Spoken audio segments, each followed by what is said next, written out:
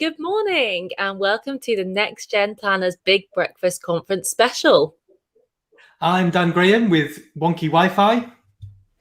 And I'm Ellie Austin-Williams, and we're here to bring you a fresh perspective on careers in personal finance and financial planning. Yeah, so thank you so much to everyone who has joined us this week for watching these conference shows. It's been fantastic to have you as a co-host, Ellie, so thank you so much for you for joining us as well. And throughout the show and this week, of course, we've been asking you guys to give your opinions on the big topic of the day. And today's big topic is changing paths. So please ping us a message in the comments if you've got anything to say on these matters, and we'd love to hear from you. Yes, today we've got three more awesome guests. We've got Sandra Paul from Presswood Truth. Ellie Clark's here for an interview all about changing careers into financial planning. And we've got John Bennett from Sparrows Capital, who's going to be chatting all about our big topic. So let's get straight into it with our first guest, Sandra Paul from Presswood Truth. How are you today, Sandra? How are you? Can you hear me? Yeah, I can. Sorry, Sandra, this is my Wi-Fi. You know, we've just ran a whole global conference and it didn't shake once. And then as soon as it's over, it starts to do this. So this is how it's going to go, isn't it? Ellie, I think I might leave it in your capable hands for a few minutes while I leave my Wi-Fi to catch up. So yeah, let me just sort that out. Thank you, Ellie. Absolutely. Thank you so much for joining us this morning, Sandra. We're very grateful to have had your support and the support of Presswood Truth in sponsoring the conference this week. So why did you guys choose to sponsor the Next Gen 21 conference? Truth Software has sponsored Next Gen since the very beginning. We've been there alongside you as sponsors. And I think even though Truth has been going for over 30 years, we very much believe in looking after our planners, in building up their professionalism in financial planning. And your core ideals align with our core ideals. We definitely think we should be equipping the next gen. And also, I think the other thing that we love about Next Gen is the fact that you share information.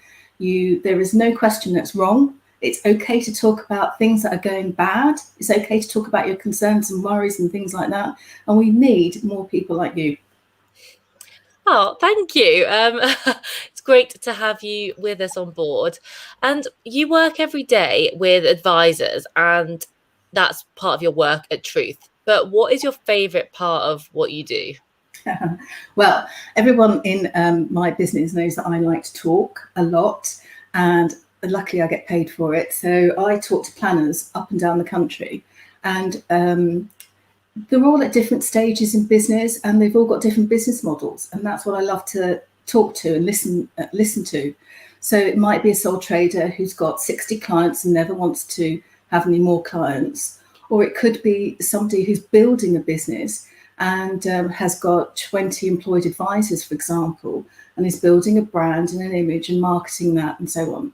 But the other thing I like to hear is their output. So how do they actually change people's lives? And it's so refreshing to actually hear consumers who have been probably, hit particularly hard over this last year, who are being supported by their advisors and their planners and so on. And, they're changing lives for the better. So it's brilliant news. Yeah, it's so great that you get to do what you love and chat to people all day, every day. Yeah. Our big topic today is changing paths into financial planning. But as advisors, then we're spending a lot of time telling people how to get the most out of their lives, whilst not always practicing what advisors preach. So how important do you think it is to do what you love? Oh, it's so important. Otherwise, you're going to have, bad mental health. I mean, years ago, I worked in an environment in financial services that was very aggressive, very testosterone-led, and I ended up with a squinty eye and, hunchback almost, It was a terrible, toxic environment for me. And actually making that change and doing something that I love. I'm self-employed now. I'm in charge of my own time and destiny. I can run a family at the same time. Financial planning gives you that sort of option. And everybody that I've met within financial planning, they might not, they're working towards something, they're working towards their own goals, but actually they're doing something that they love as they go along that journey. Yeah, that's awesome. And Truth software is known for being extremely comprehensive with a range of lots of different tools. So what exciting developments have you got in the pipeline for the next few months? Well, Truth has just launched a free consumer web-based cash flow tool, and it's there because we want to help close the advice gap. So it's a not-for-profit product that we've produced. We want normal consumers out there to start being empowered through knowledge and financial advice and awareness and so on. So we're really excited about that. And we're also developing client portals and client fact finds and so on our web-based Truth. So we're really excited about the next few months. Well, thank you so much. That's so exciting to hear what you've been up to. And that just wraps up our time with you this morning, Sandra. But thank you so much for joining us. Thank you, Ellie. Yeah, thank you so much to Sandra for joining us there. And next up on today, I'm going to give it a go, by the way, guys. We'll give the Wi-Fi a go and see if it works. On today's show, we've got a fantastic guest who was a speaker at last year's Next Gen 20 conference, and she gave a fantastic speech about her journey into financial planning. And of course, today's big topic is changing paths. And that person is Ellie Clark from Ashlea Financial Planning. How are you doing, Ellie? Hi, Dan. Hi, Ellie. Yeah, great, thanks. How are you? Great, thank you. So can you just to kick us off, can you just tell us a little bit about your journey into financial planning and what you were doing beforehand? Yeah, so it's a bit of an interesting one, really. I was a primary school teacher for 10 years, teaching around the world. Then I had my own kids, and in short, then I became a financial planner. So the journey was a bit of an interesting one, but I was lucky enough to have an opportunity from my mother, who runs her own financial planning firm, to be able to get into that way. I never sort of thought I'd be a financial planner, but it seemed a good career option at the time, and I haven't looked back since. So that's how it happened. Amazing. And what do you think are some of the transferable skills that you learned from your teaching career that are useful in financial planning? I'm slowly learning that there are more and more, because they just keep adding on as I go through my development. When I first started, I couldn't see many at all, but definitely with patience is one. I mean, you need patience in everything, and you have patience as a teacher. I don't think I carry it into my home life as effectively as I should, but professionally, patience. Obviously, teachers like to talk, but they also are quite good at listening, and I think that that's really important in our role. We need to listen and create an environment which is open for people to open up to, and not non-judgmental. So I feel like that's a transferable skill. But and educating, I mean, in education, you have so many different individuals and so many different characters, and you have to really, really drill into those individuals and explain things in so many different ways. And I think that's really come through in how we present as well. You know, that doesn't change when you're an adult. You don't suddenly start learning everything all the same way. So I think in the ability to be able to recognize these different ways and to transfer that across. But the biggest one, I think, is empathy. I think empathy is massive, and we've talked about it yesterday. Lots of people mentioned in their speeches yesterday about empathy. Rebecca Tuck was talking about how it doesn't matter how much money you have, really. Actually, you need to be empathetic with that person's situation. So our meetings aren't always about money, and the same with teaching. My teaching wasn't always about teaching, so it's a real transferable skill. Yeah, fantastic. What amazing points there, Ellie. And if someone in the audience or who's watching this show later on is thinking about changing career paths, and that's not just into financial planning, but it's also perhaps even away from financial planning. We're not gonna beat around that topic. What one tip would you give them, given that you've been through this already? I'd just say do it. I think you said yesterday, Dan, didn't you? You don't know. You just got to bite the bullet and go for it and try. Don't fear it. You know, fear is just, like I said in my speech last year, fear is just a bit of an illusion. You've got to give it a go. Don't live in the what ifs, but live in the I tried and I grew through it. You know, just go for it. You've got to be happy. Definitely. Yeah, completely. And back to your career so far as a financial planner, what have been some of the most exciting things that you found about it so far? That really it's developed this year. This year's been super busy for me, taking on some clients from my mother who's retiring, and it's really that the exciting parts have come to light this year, because you start to realize why you're doing this when you start seeing clients and you start seeing the relationships develop, and you're fulfilled with how you're helping people, how you're helping them to achieve their goals, providing reassurance that they don't need to worry about money, simple things, just saying sometimes you'll be okay. That's really a simple phrase for us, but it means so much to other people. So all of those kind of things. But one area that I'm really excited about is the education side of things. I know that there's been a lot of sort of promotion about going into colleges recently, and that's really coming up, and financial education in upper sixth, lower sixth, and college is really, accelerating. But personally, I think that's a little bit too late. So I'm trying to go into primary schools. Pre-COVID, I went into primary schools. Hopefully I'll be able to again soon. And because I think, Ashana mentioned yesterday in the first speech of the day that the kids are really curious.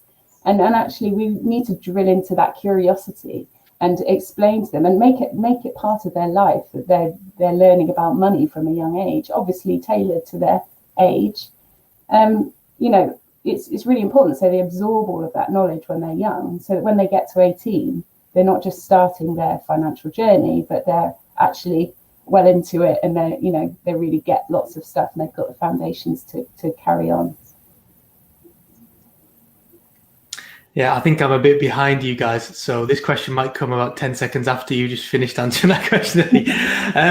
But you've just mentioned in your previous answer there that you are in the process of taking over clients from your mother, who started Ashlea Financial Planning.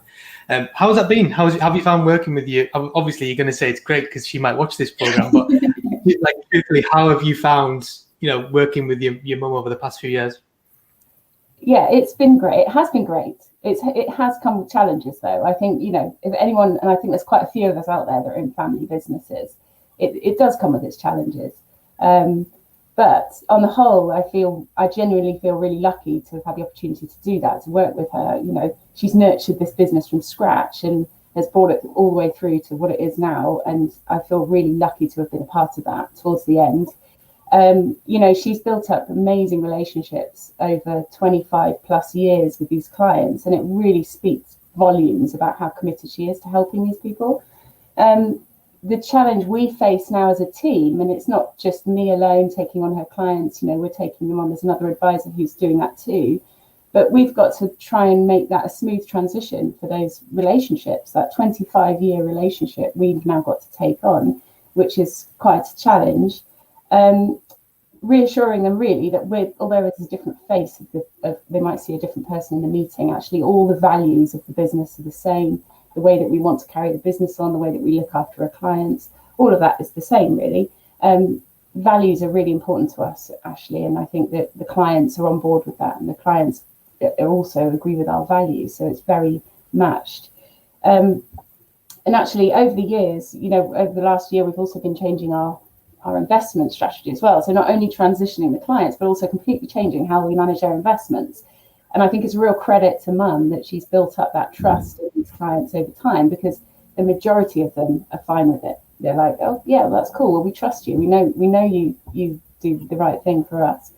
There's a few that ask more detailed questions, but on the whole, they're fine. So I think respect and trust that runs through our veins, and it's been a thing for Mum in over the years, and hopefully the business, she can now retire, rest assured that the business will continue on with those values and at the core, and the clients at the forefront of the business. Hopefully she feels reassured. I'm sure she will. Thank you so much for joining us, Ellie. And now it's time for our big breakfast, big topic. Today we're talking about changing paths, and joining us to kick off this next segment, we've got John Bennett from Sparrows Capital. Hi, John. Good morning. Good morning. How are you? Yeah, good. Thank you.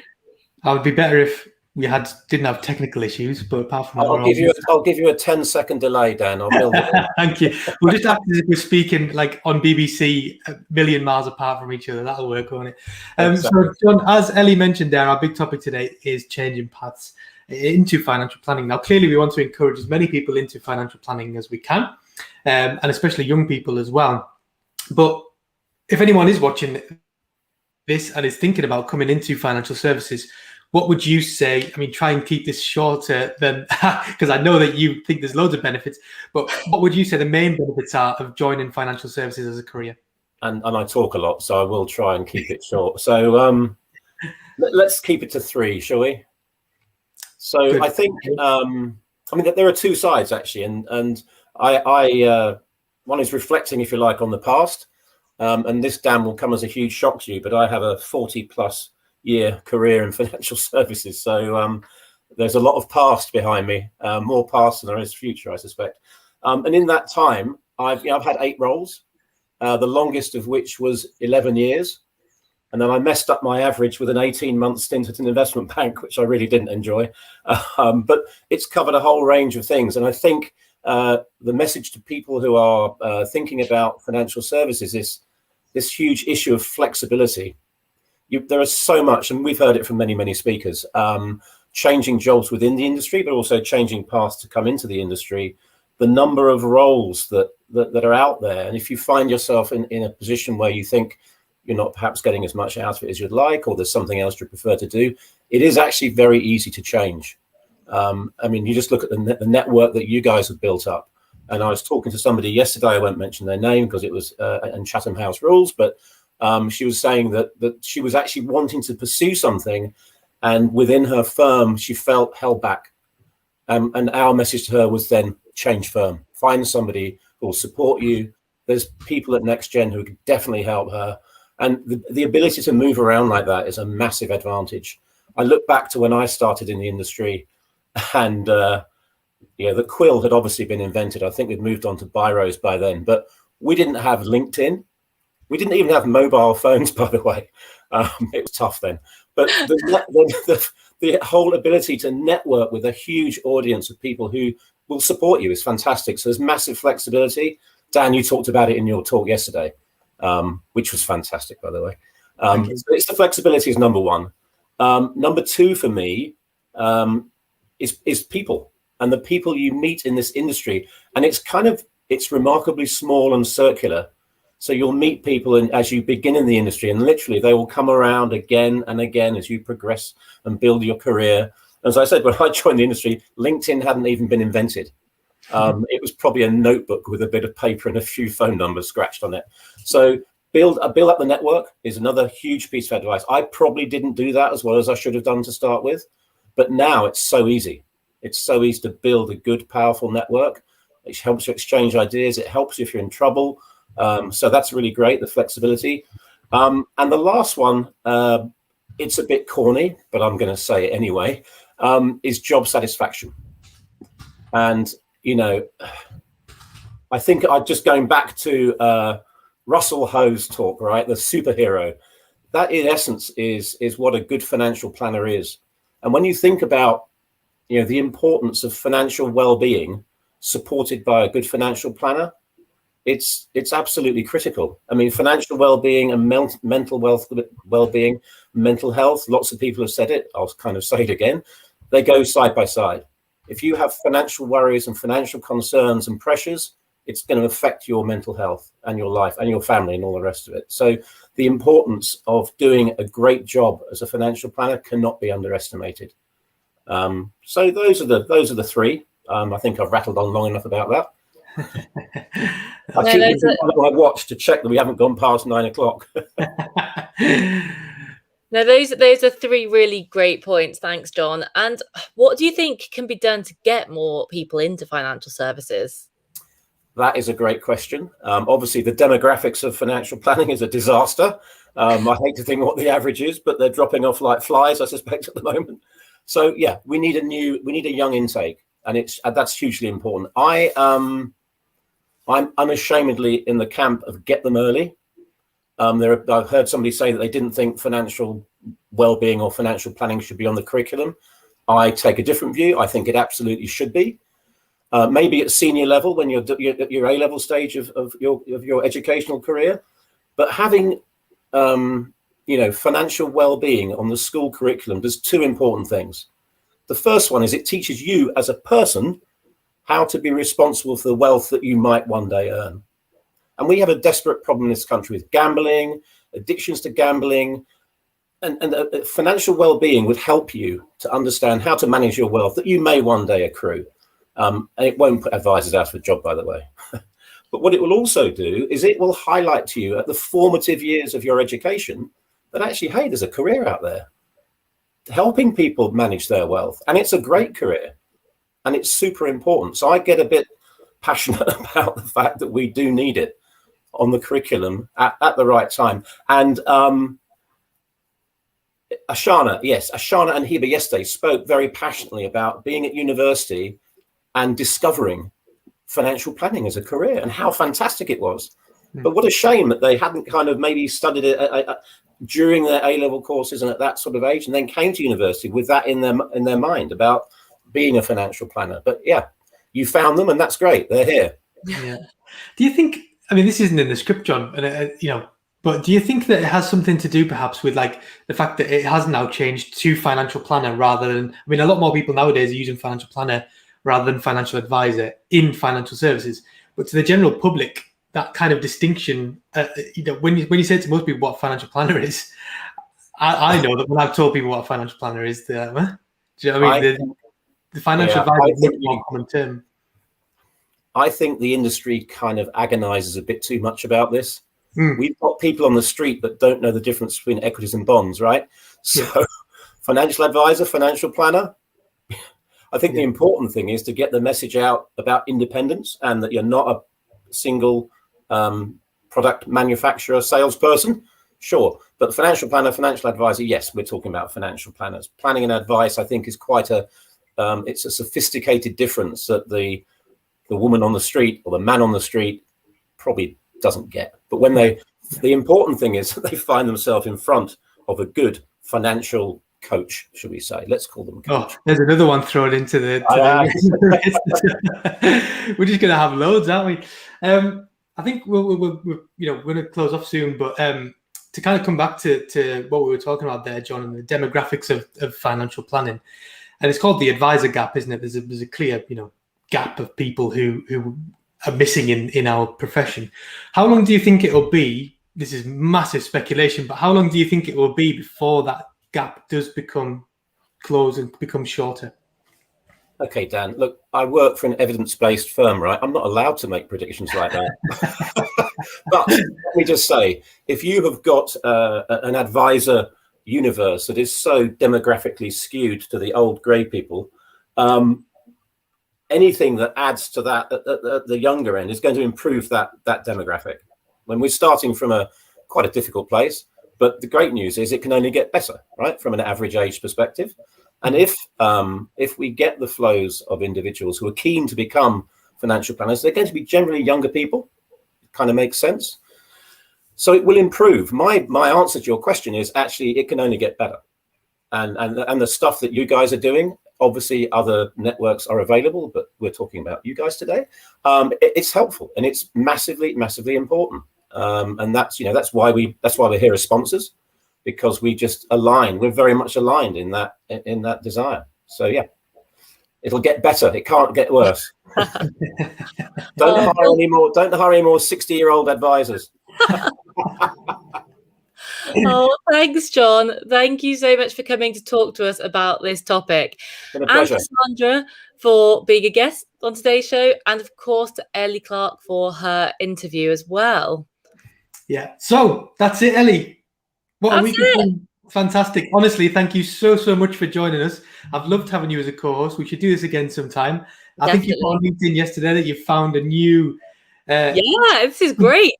Yeah, you love presenting now, don't you? Which is amazing considering you've been doing it for 5 days. So if anything has came out this week, it's that. So thank you so much for joining us. And we've loved having you on the show. So that's it for this week's Big Breakfast Conference specials. We hope you've enjoyed them. We certainly have. Thank you to everyone who's been on the show, to all our interviewers, to everyone for watching. It's been a fantastic week. The conference, of course, is still not over. So if you have got a ticket, today, of course, is the Your CPD Year in a Day, and that's starting in 5 minutes' time. So go over to nextgen21.com. You should have registered for some sessions already. I think there's still some time to register. So if you haven't done so already, go to nextgen21.com, go to day 3, register for some sessions, and it's going to be a fantastic day full of experts curating amazing content for you guys. But again, thank you so much for watching. Thank you to Ellie for joining us. Thank you to John, Sandra, Ellie for joining us as well, all our guests this week, and we'll see you all very, very soon. Bye-bye. Bye. Bye.